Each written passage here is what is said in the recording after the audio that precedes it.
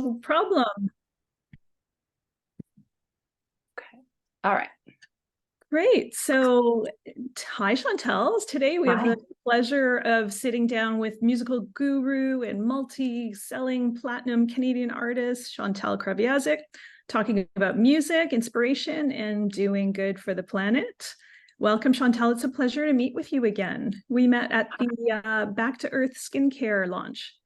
Yeah, what a wonderful night that was. I just What a felt fun. that's one of those nights in my career that and in my life that I just felt, gosh, you know, the word blessing doesn't really kind of cut it, does it? Like, it's just such a wonderful place, Planta, in the first place. Like every time I go there, I'm like, this is it's so good. Absolutely, absolutely. And we will get back to that shortly, but I wanted to ask you a few things, just in terms of different things about your career and what you're all Okay. about. Sure.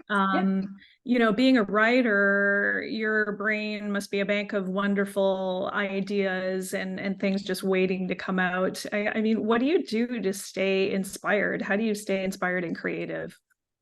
I think that I try to be just this is the equation. Be present in your life at every turn. And then when you're in that moment where it's time to create and manifest, you've been so present for everything that it's all available to you, you know? Because I think the alternative is that you aren't living your life and you're not present in the experience of life and all of the rich experiences, challenging, you know, beautiful, uplifting, inspiring, whatever it might be. And then, you're always thinking about how to be creative. And then when you go to actually have the moment, you're nowhere, So I don't know. I've heard if you're worrying, you're in the future, you're anxious. And if you're sad, you're in the past. So the Mhm. best place to be is in the present. But certainly as a writer, as a creative, it's even more integral to be present in your life. Absolutely. And of course, your past experiences probably help with your writing because you might have a little bit of personal experiences that could be part of your songs, that other people might resonate with. So I there, mean, not might, that's everything. yeah. Yeah, just genuine transparency using my voice. Like, and that's the directive for any artist, is use your voice, your unique individual voice, and tell your truth. But if you don't have a truth to tell, you know, there's nothing. Yes. Well, it's fantastic. I mean, your songs and words are always so beautiful and always so Thank you. inspiring. Thank you. So you've been performing since the 90s. Like, how do you psych yourself up to perform in front of thousands of people backstage? Like, Well, I have an advantage, right? Because people are going to know a great majority of the songs that I queue up for the show. And the ones they may not know, I just want to sing them. I've written them at an older age. They weren't on the radio maybe, but they mean a lot to me. So I think whether your songs are known or not known, there does need to be some kind of hook there. There has to be an incentive, right? Um, so for me, I kind of pull from both of those things. I know that when I start my song "In This Life," bum bum bum bum bum bum, people are gonna go, "Oh, she's playing In This Life," and then it's a connection. It's a connecting point, and it pushes me, to deliver and to care, and to follow the script, color within the lines, sing an inspired performance of that.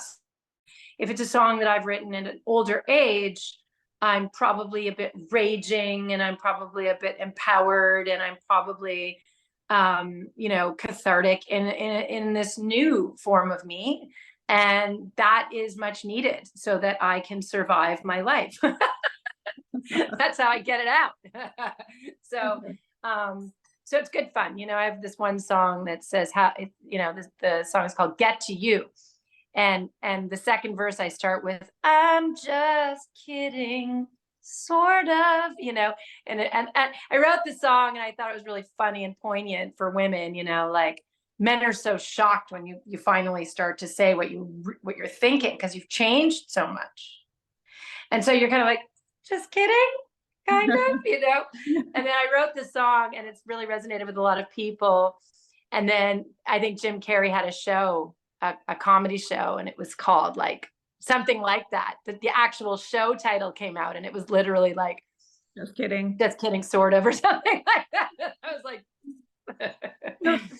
yeah, and obviously, I guess throughout the years, you just become more comfortable with performing in front of thousands, and like you said, even on like the first note, the audience goes, "Yes, that song." It just Someone in the audience is going to be excited that I decided to play that song, or they were waiting for that song. Someone was waiting for that song, and I think I am more and more. One of the things that, I love that I have this, I just went for a run. So I think I have my endorphins are flowing. And so, I think I can be in my truth a bit. One of the things that has occurred to me as a creative and as a human being is that nothing I'm experiencing is shocking. There's nothing to hide. There's nothing to be ashamed of. I mean, maybe very few skeletons. Most of the things of my life, if I say them, someone's happy I said it. Right. Someone is comforted and feels normalized by me sharing, whether it's my grievances or the strange things that make me tick, And so I've become more and more comfortable on stage, because that to me is like medicine for people. Because I understand that most people do not live on the path that I live on. My unique path is such that it has fostered this, sort of congratulatory, constant reinforcement of me speaking my truth as an artist. That's what artists are. And the fact that I remain in the same relationship with my husband and work at it, the fact that I'm, not, I don't have addictions or dependencies, the fact that I'm living my best life, a healthy life that is curious and, precocious, but ultimately healthy, it makes for I'm very grateful for my life. And it makes me feel like I'm living not only my best life, but a truly purposeful life. Right. Purpose-filled life.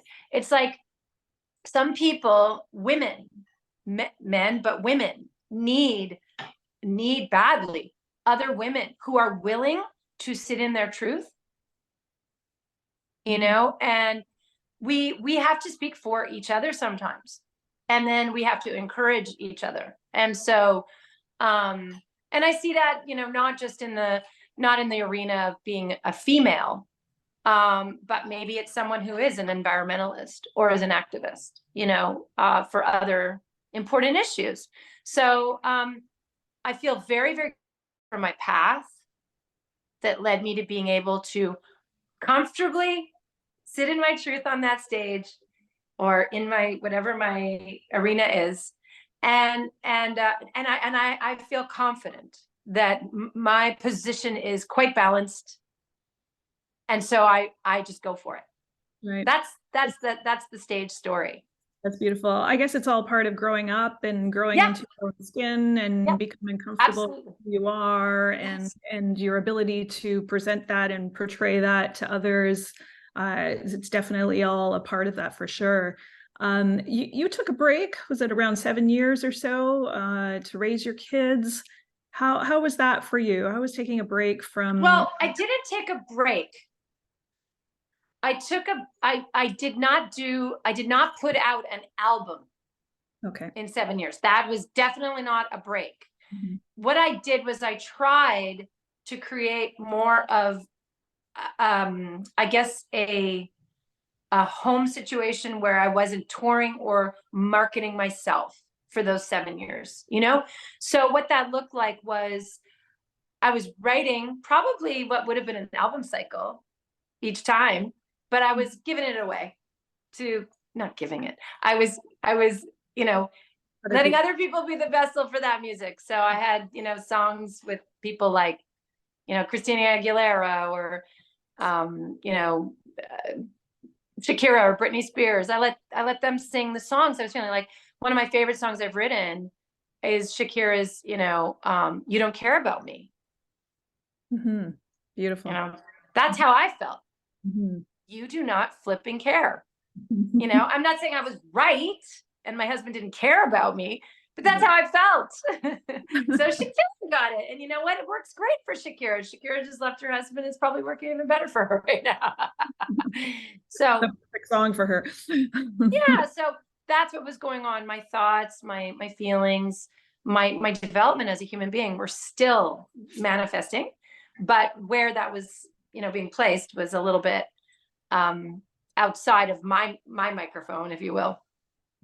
Right. But it helped with my family life. Like my kids and I are close. And you kind of want to, I always complain there's too much laundry and we can't keep up or whatever. You get mad about this and that in your house. But the thing is, at the end of the day, even though if my housekeeper came once a week, that was not going to touch the amount of laundry with 3 boys and a husband. So I think moms out there, like, you'll agree, when you're doing your kids' laundry or helping with their laundry, what's going on in their life, right? So little things like that I think I was able to consistently be a homemaker, and be, very close to the hairs on their head, if you will. And, it helps in the long run with that bond. Absolutely. And especially when they're younger, at such impressionable age to really be there for them. And it would be pretty difficult, I guess, if mom and dad were on the road all the time. And you want to be able to intervene. You want to be able to intervene, and let them do their thing, but be able to intervene because something is going off course, I think is important. True. So tell me about your connection to Africa and Jane Goodall. Well, I recently returned from Uganda, from visiting Jane Goodall's programs, on a donor trip, which I guess, I was the host. I'm an ambassador currently for the Jane Goodall Institute of Canada. And it was wonderful. And, what I loved about it was that I have been able to visit the region through assessment trips with War Child over the past 25 years.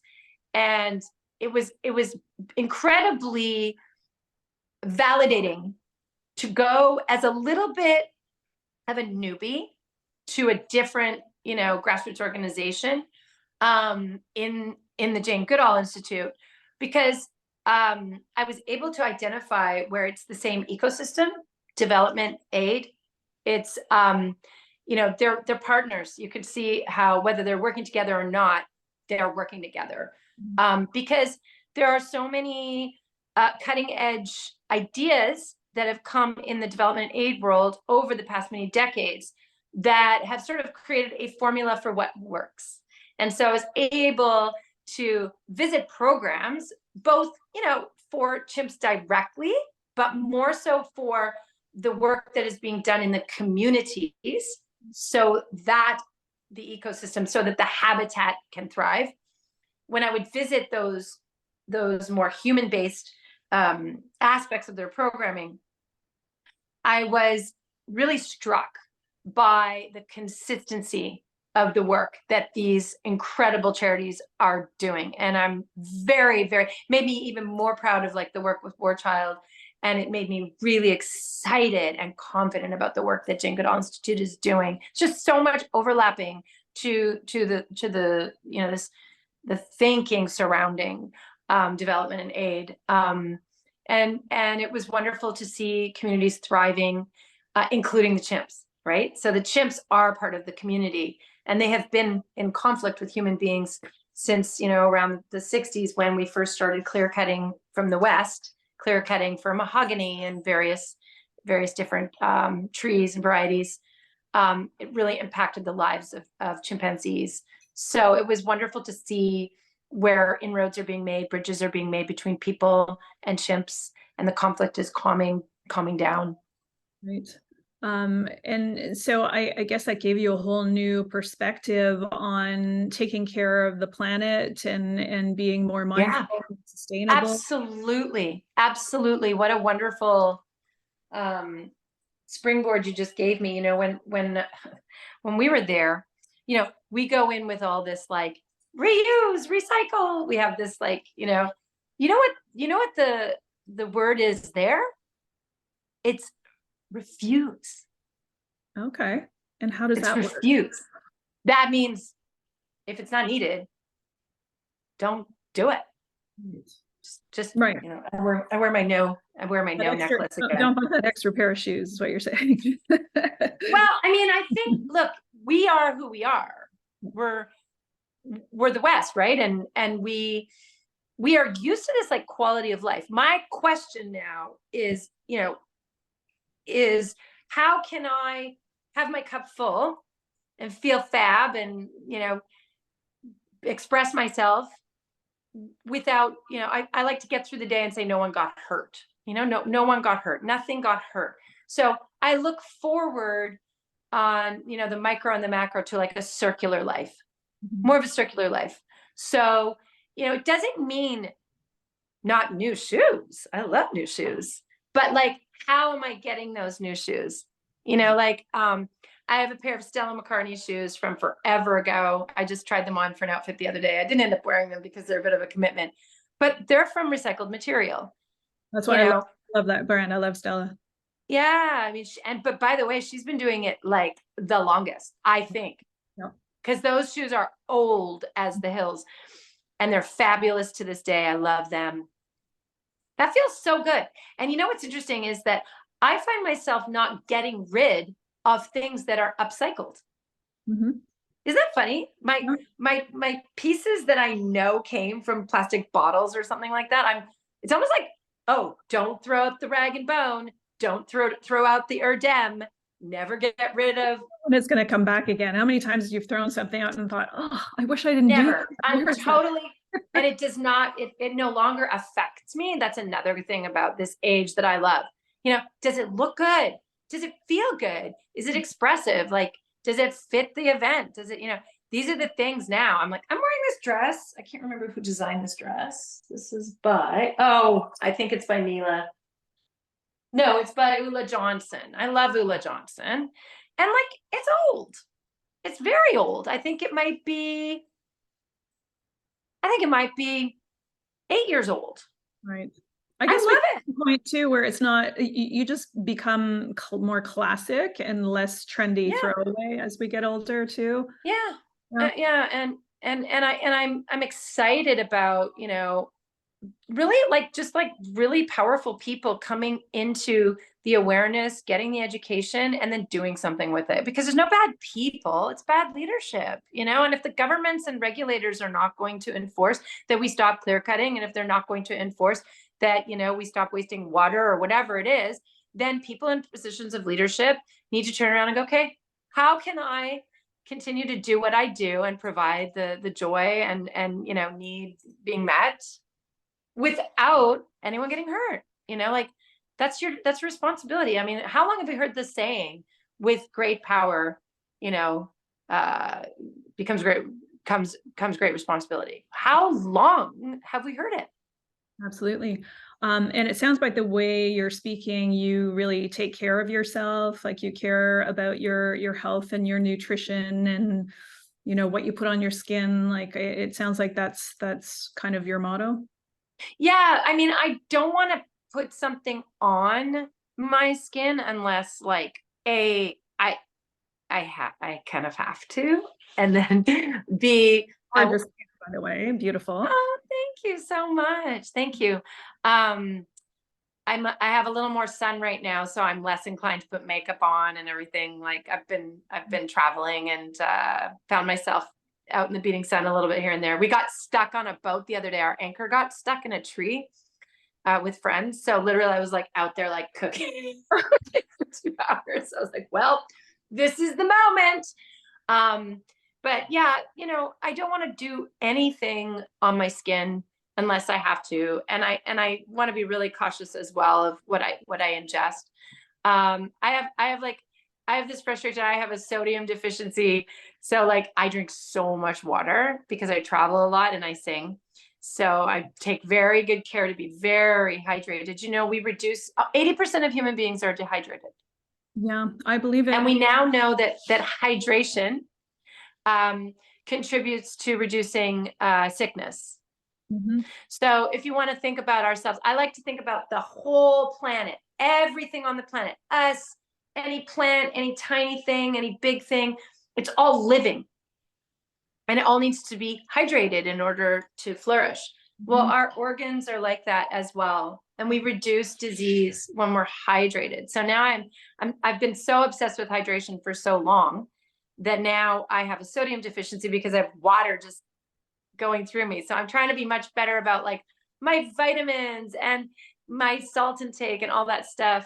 And that's actually hard for me because I've never taken medication in my life.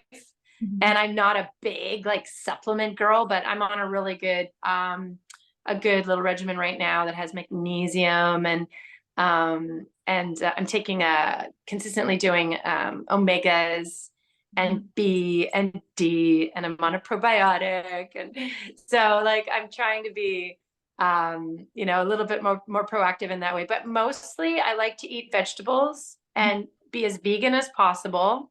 That's how Jane Goodall says it. And I really appreciate the way she says that, vegan as possible. And yes, with regard to makeup, I absolutely love when I'm wearing a mineral makeup. If I'm going to wear makeup, I would say a great majority of my makeup is mineral based.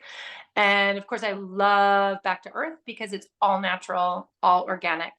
And so tell me about that. How did you become an ambassador for Back to Earth? I mean, obviously it just aligns so well with you, and it's such a beautiful brand. I love the campaign with you, looking for your natural self. It was really beautiful. Yeah, there's not really any makeup there, which like freaked me out. But if you take 5,000 pictures, you get like a couple good ones. Well, we never just take one selfie, right? It's or one selfie. God. Yeah, so I love the product from when it was first introduced to me.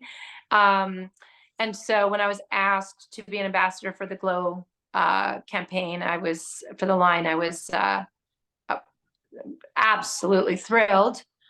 And it just, I don't know, I'm just enjoying using the product every single day. I'm obsessed with the serum. I'm obsessed with the eye cream. And, yes, it's so good with the rollers. Everybody, honestly, it's almost like it has this amazing effect because it's hydrating, but it's also cooling. It's also cooling, which I love. Yeah, for sure. Yeah. Well, I mean, it's so great to have a great natural skincare brand, because if you're taking care of yourself from the inside, then also take care of yourself from the outside as best as you can. Yeah. I think that it can be hard with our demanding schedules as women to incorporate it. Like I was just on the road for a couple of weeks. So admittedly, I always start out, okay, I'm on it. I'm doing my, my 100 push-ups and my, my 50, but like, I always have this, like, I'm going to do it, rah, rah, rah. And I'm going to do my regimen with my skin and my teeth, and everything is just going to be, and then by the end, I'm like, do I really need to floss today? Really? Come on. I let some things go, and I drink a little more wine, or I have a few more chips, or, I start, so I got home yesterday or 2 days ago, and I just like used the whole line. I gave myself a mask. I did my exfoliate. Like I did everything. But while I was on the road, I had kind of gotten where I was like more the serum, the eye, and the toning spray. Spray is a great pick. And It just gives you that instant, glow and hydration. Picking yeah, up. the hydration. Of course, I love always setting my makeup with the spray too, because it's a very good mechanism in the spray. So super, yeah, absolutely. Yeah. yeah. So one last question. Okay. What would the current Chantal tell the younger Chantal about starting out in a business? What kind of advice would you give your younger self? Well, that's a great question today, because I have a son who is now starting out in the business. And so I see some of the things that are coming up, and I'm like, well, I had to walk 2 miles to school in the snow. I have that kind of metaphor in my head. What I would say is that there are going to be things that seem hard, and just do your best. Do your best. Be forgiving of yourself. What you think is maybe not your best, you got to take it down 1,000, because no one is going to be as much of a critic on yourself as you are. No one's gonna be as much of a critic on you as you. So I used to get myself pretty stressed. I really did. And now it's like on to the next, like you got to let it go. And, but waiting around for greatness isn't a thing. Like, I think you have to really be working, and be organized and prepared, so that when the moment comes, you are ready. Because you just don't know when that moment's going to come. Yeah. Sometimes you just have to wing it, right? You have to just throw caution to the wind, and don't beat yourself up, and don't be such a perfectionist, and just let it happen. Yeah. Like, I remember I did a whole bunch of like kind of sessions that I didn't think were that great. And then my son is calling. Hang on 1 second. I'm not going to take the call, but I'm just going to tell him that I will call him back. Is it an emergency? We said hi.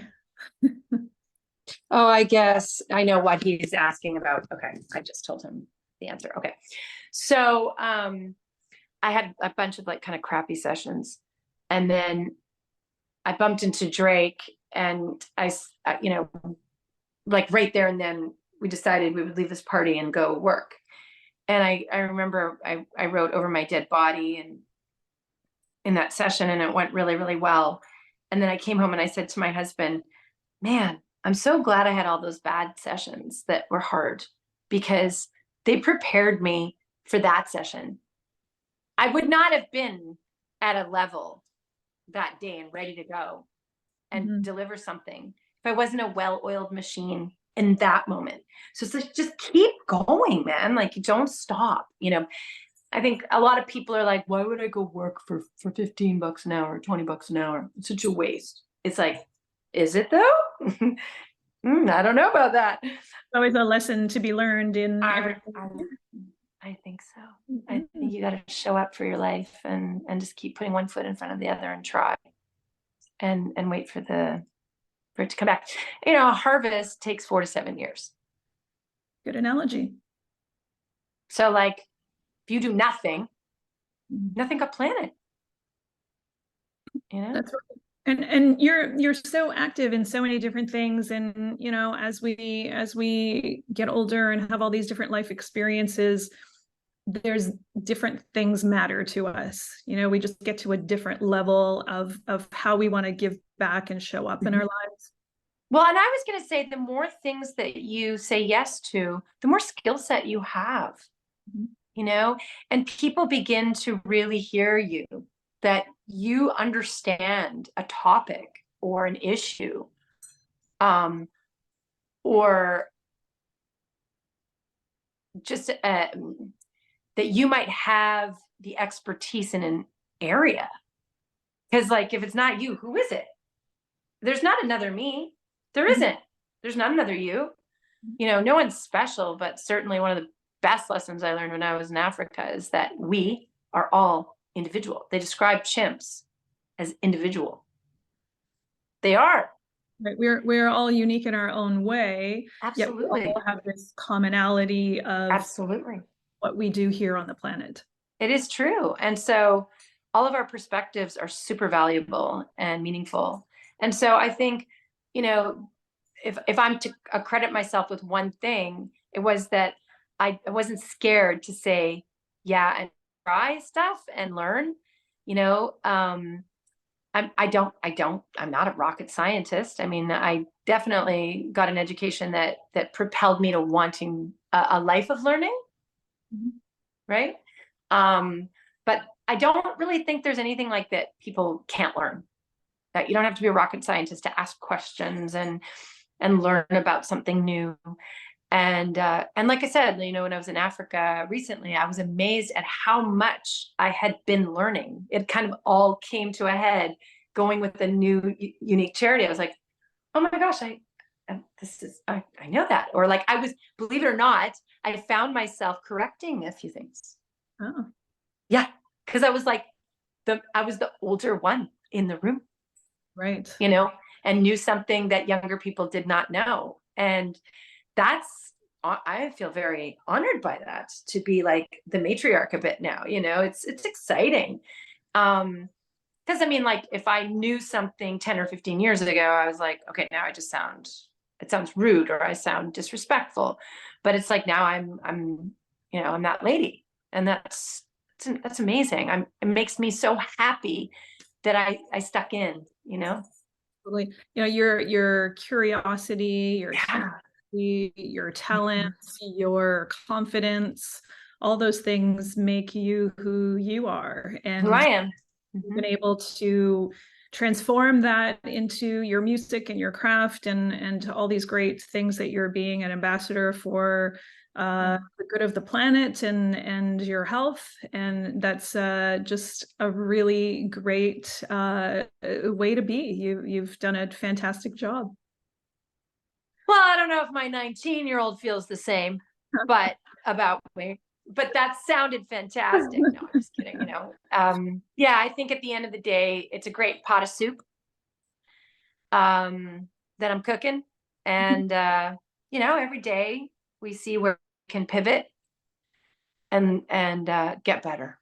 You know, and certainly, I've been really, really lucky to have a great partner along the way who as much as possible lets me kind of, you know, do my thing. And he's confident in himself, so he's been able to let me do my thing, right? That's great that you both share a wonderful creative life together. Inspiring. Yeah, definitely everybody has to find something with their partner that is mutually a new discovery, you know. So Rain and I have our duo as a partnership in music, and it's really helpful that it's new for both of us to have a duo, right? Yeah. Mhm. And it's our thing, and we grow at the same rate within that together. You know, building this thing together, something outside of kids, something, you know, that connects us and humbles us together as a couple, and we get to kind of take steps back and say, wow, that's happening, you know. That's great. And are you performing together soon in the near future? Yeah, we're doing Super Crawl in Hamilton around the beginning of September. I feel like it's around the 9th or 10th or something. So I'm looking forward to that. On tour in the fall, in late fall, on the East Coast. We are also going to be hopefully releasing a book before the end of the year that shares some tips and tools that we have picked up along the way, and just a bit more of our story for people who are on the path and would like to you know, have some encouragement, and we can all use a little hope and a little, you know, a little push right along the way. Absolutely. Well, So that's news. That's yeah, amazing. it is exciting. It's really exciting. Marriage is really hard, and my heart goes out to everybody for trying. And I find it, if there's one thing I want to crack in my life, it's that everything else it feels is out there, like how to this and, how to that. And everybody could be an expert at this or that, but there still seems to be this mysterious thing surrounding the mastery of love. And, and so I think, I'm not claiming to be a master, but at the very least, I think Brain and I both understand that it is not possible for the most part to just come with the manual, show up with all the answers. And we want to just encourage people to feel at least comfortable admitting, hey, I don't have all the answers and I could use some coaching, Really, that's really fantastic. I can't wait to see what you come up with next, your latest music and songs and all the Thank wonderful you. things you're doing. Again, what you did, Back to Earth, it was really great to meet with you at that event. That was so fun. I just loved it. I thought it was you know what it was it was such a great group of women. Yeah. Like the energy in the room was awesome. Yeah. I loved it. Yes, yeah. really fun. Really brought out my inner lesbian that night. I'm going to go ahead and say it. I was like, who are all these beautiful women? Absolutely. I know. Well, thank you again, Chantal. It was such a pleasure. You're so sweet and wonderful. And we wish you all the best. And you as well. And you as well. And keep glowing it up, everybody. Keep glowing it up.